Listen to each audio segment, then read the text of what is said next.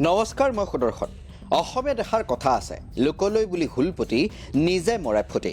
ঠিক তেনেকুৱাই অৱস্থা হৈছে নেকি দিল্লীৰ আপ চৰকাৰৰ। কিয়নো এটা সময় আছিল যেতিয়া দিল্লীৰ আপ চৰকাৰে কতো সমালোচনা কৰিছিল বিজেপিক বেনিফিচিয়াৰী স্কিম বা হিতাধিকাৰী আঁচনিৰ প্ৰেক্ষাপটত। কিন্তু শেহতীয়াকৈ যি আগন্তুক দিল্লীৰ বিধানসভা নিৰ্বাচন, সেই নিৰ্বাচনৰ পৰিপ্ৰেক্ষিতত এতিয়া দিল্লীৰ খোদ আপ চৰকাৰেই ঘোষণা কৰিছে দুখনকৈ হিতাধিকাৰী আঁচনি। কিন্তু পৰিতাপৰ কথা হৈছে যে এই হিতাধিকাৰী আঁচনি ঘোষণাৰ পাছতেই আৰম্ভ হৈছে গণ্ডগোল, আৰম্ভ হৈছে হট্টগোল। কি এই কাৰণ ৰাজনৈতিক নেকি? এই সকলো তথ্য জনাৰ সবিশেষ জনাৰ চেষ্টা কৰিম। হিতাধিকাৰী আঁচনিয়ে সংকটত পেলাইছে অৰবিন্দ কেজৰিৱালক। সংকটত পৰি অৰবিন্দ কেজৰিৱালৰ সংবাদমেলো সম্বোধন। হিতাধিকাৰী আঁচনিক লৈ কেজৰিৱালৰ বিৰুদ্ধে গোচৰ ৰুজু কংগ্ৰেছৰ। এটা সময়ত কতো সমালোচনা কৰা কেজৰিৱালৰ বিৰুদ্ধে এতিয়া হিতাধিকাৰী আঁচনি সন্দৰ্ভত গোচৰ ৰুজু।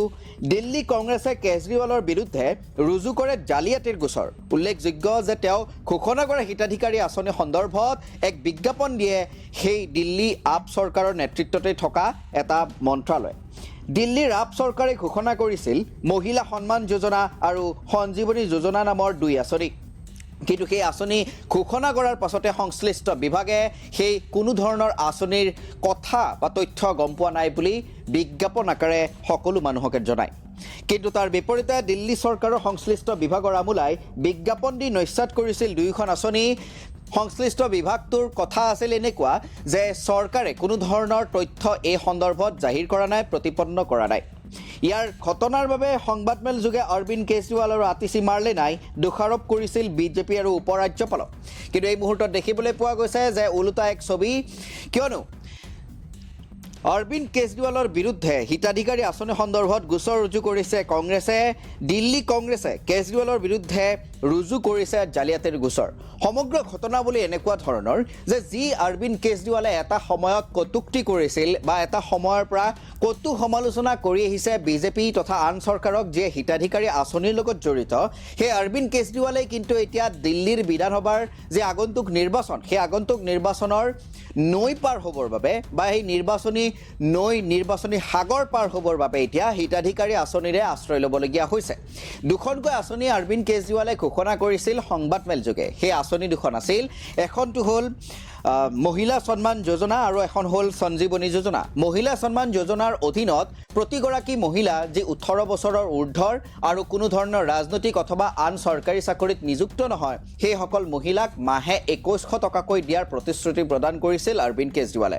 আনহাতে সঞ্জীৱনী যোজনাৰ অধীনত দিল্লীৰ যিসকল জ্যেষ্ঠ নাগৰিক, সেই সকলো জ্যেষ্ঠ নাগৰিকেই ব্যক্তিগত অথবা চৰকাৰী হাস্পতালত বিনামূলীয়া চিকিৎসাৰ বাবে ব্যৱস্থা কৰিব বুলিও ঘোষণা কৰিছিল অৰবিন্দ কেজৰিৱালে।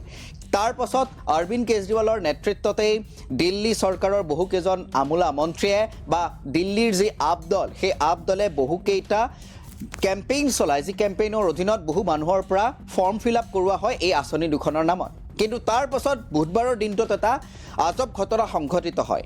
সেই যি সংশ্লিষ্ট বিভাগৰ অধীনত এই দুখন আঁচনি পৰে, অৰ্থাৎ মহিলা আৰু শিশু কল্যাণ বিভাগ, সেই মহিলা আৰু শিশু কল্যাণ বিভাগে ৰাজহুৱাকৈ বিজ্ঞাপন দি জনায় যে চৰকাৰৰ তৰফৰ পৰা এনেকুৱা কোনো ধৰণৰ আঁচনিৰ কথা তেওঁলোকে জানিবলৈ সক্ষম হোৱা নাই। গতিকে যিকোনো মানুহেই যদিহে এই সন্দৰ্ভত কোনো ফৰ্ম ফিল আপ কৰোৱাই আছে বা এই আঁচনিৰ কথা কৈ আছে, তেনেহ'লে তেওঁলোকে এয়া ফ্ৰড কৰিছে, অৰ্থাৎ জালিয়াতি কৰি আছে। তাত ভৰি নিদিবলৈ মানুহসকলক তেওঁলোকে বিজ্ঞাপন যোগে জনায়। আৰু তাৰ পাছতেই সেই দিল্লীৰ আপ চৰকাৰ আৰু বিশেষকৈ অৰবিন্দ কেজৰিৱালক সকলোৱে টাৰ্গেট কৰে বা সকলোৱে সমালোচনাৰ মূল অস্ত্ৰ হিচাপে লয়। আৰু বিজেপিৰ পৰা আৰম্ভ কৰি সকলো ৰাজনৈতিক দলেই তাৰ পাছত অৰবিন্দ কেজৰিৱাল তথা আতিশী মাৰ্লেনাক সমালোচনা কৰা পৰিলক্ষিত হয়।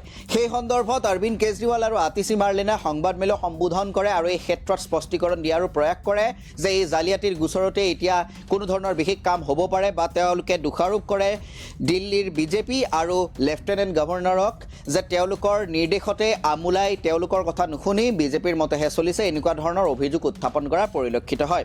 কিন্তু পৰিতাপৰ কথা তাৰ মাজতে এয়া যে যি অৰবিন্দ কেজৰিৱালে এটা সময়ত হিতাধিকাৰী আঁচনি সন্দৰ্ভত বিজেপি চৰকাৰ তথা আন ৰাজনৈতিক দলসমূহক কটু সমালোচনা কৰি আহিছিল, সেই অৰবিন্দ কেজৰিৱালৰ বিৰুদ্ধে এতিয়া ৰুজু হৈছে হিতাধিকাৰী আঁচনি সন্দৰ্ভত জালিয়াতিৰ গোচৰ।